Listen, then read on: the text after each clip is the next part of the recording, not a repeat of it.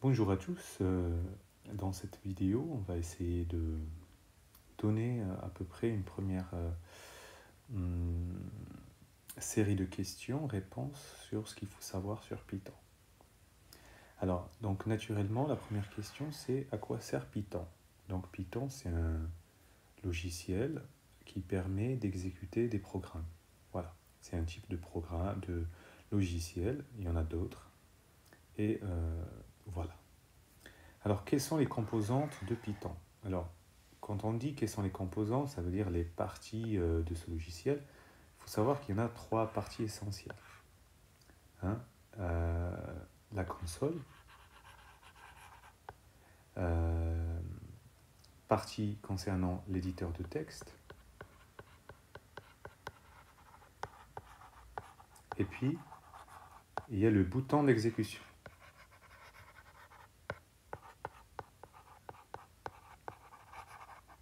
D'accord? Alors, qu'est-ce qu'une variable? Une variable, c'est une sorte de boîte dans laquelle on va stocker des valeurs. Voilà. Alors, quels sont les types de variables? Donc, les types de variables, ça dépend. Donc, valeur numérique,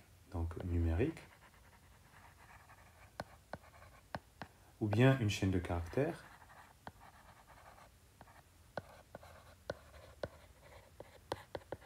qu'on écrit souvent avec des guillemets. Par exemple, je veux x égale, je ne sais pas, test, je vais écrire entre guillemets. Comme ça, la variable qui est chaîne de caractères. Il y en a d'autres, mais pour l'instant, vous avez vu que deux. Alors, troisième remarque, comment écrire une fonction? Alors, une fonction, il y a la syntaxe qui est fixée.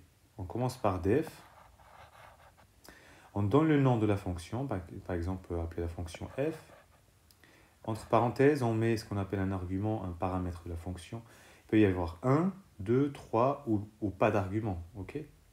Je vais mettre un petit x, on met deux points, un retour à la ligne et on indente. Donc on n'écrit rien sur cette partie. Il faut décaler à l'intérieur et on met nos instructions ici. Et qui se termine avec un return du résultat. Alors, comment tester si deux valeurs sont égales? Donc, on utilise 2 égales, donc A égale B, ça permet de tester si A égale à B. Tester si deux valeurs sont différentes. Il faut faire A, point d'exclamation, égale B, et ça permet de tester si A est différent de B. Comment on calcule le reste de la division euclidienne de A par B? Donc, on fait A pourcentage B. A pourcentage B. Comment on calcule le quotient de la division euclidienne? C'est A double barre B. Ok. Donc, on a fait les deux. Maintenant, comment écrire un nombre à virgule? Donc, une virgule sur Python, c'est un point. Donc, c'est avec un point. Avec un point. Par exemple, 1,5, ça sera 1,5. Ok.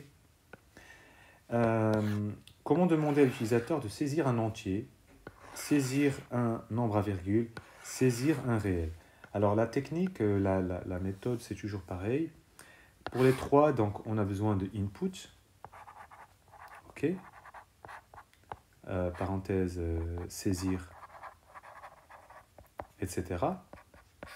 Mais si je veux un entier, il faut tout ça entre parenthèses et mettre int, par exemple. Là, je mets par exemple un grand X. Si je veux un nombre à virgule, c'est un nombre, ce qu'on appelle un flottant. Je mets un float. Si je veux un nombre réel, ça veut dire racine carrée ou quelque chose, il faut faire eval. D'accord? Voilà. Alors, maintenant, comment utiliser la racine carrée? Alors, déjà, donc, il faut, pour faire la racine carrée, je vais faire la racine carrée, la trigo. Il faut tout d'abord faire from math import étoile. En fait, ça importe de la bibliothèque math toutes les fonctions mathématiques. Et donc, la racine carrée, c'est SQRT. Parenthèse, du nombre, voilà.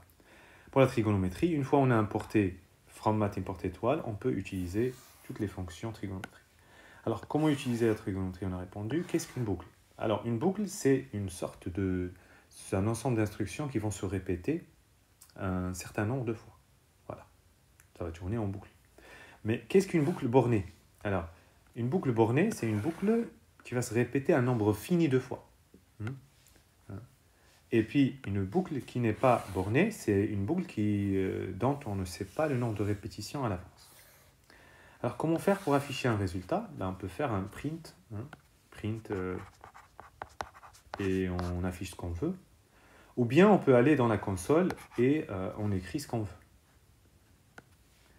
Alors, comment on fait une puissance entière d'un nombre? Par exemple, x au carré, etc. C'est avec le double étoile. Donc, x étoile étoile n, ça fait x puissance n.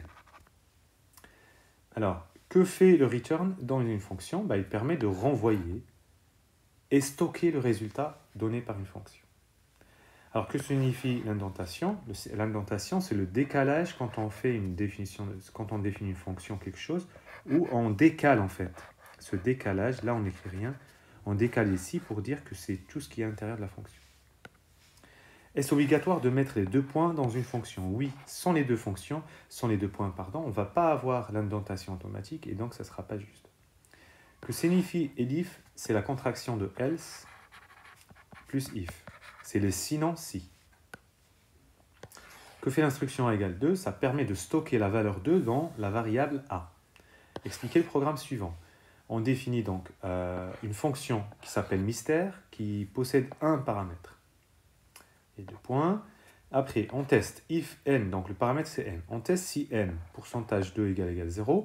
Ça teste si n, le reste dans la division euclidienne de n par 2 est 0. Ça veut dire si n est un multiple de 2. Si c'est le cas, on envoie vrai. Sinon, on envoie faux. Et après, on renvoie. Donc ce programme, il permet de tester si un nombre est multiple de 2 ou pas. Et il renvoie à la réponse. Alors, un autre programme, on vous dit déterminer, expliquer les erreurs. Alors, là, on définit une fonction. Là, il y a un oubli de 2 points. D'accord? Là, il y a l'indentation. OK, c'est bien. Là, c'est marqué if. Donc, il y a une boucle. Donc, il y a un oubli de 2 points aussi. Dans une boucle aussi, il y a les 2 points. Et là, il y a l'erreur. Ce n'est pas indenté le n. Donc, ça, il faut le décaler. Il faut décaler là. Indenter. Il y a else. Et puis, il y a la condition. Quand on fait un else, c'est inutile de mettre la condition. Le programme, il sait qu'il faut mettre 2 points, et voilà. Là encore, là, ce n'est pas indenté. Il faut indenter. D'accord? Et puis après, on renvoie n. Et à la fin, on a mis z égale n. Alors, malheureusement, ce z égale n qui est indenté avec les autres, il ne va pas être pris en compte. Parce que après le return, la fonction s'arrête. Donc, si on veut prendre z égale m, il faut sortir, il ne faut pas indenter. Il faut en fait décaler au mur comme pour la première. Voilà, c'était tout pour cette première vidéo. À la prochaine. Bon courage.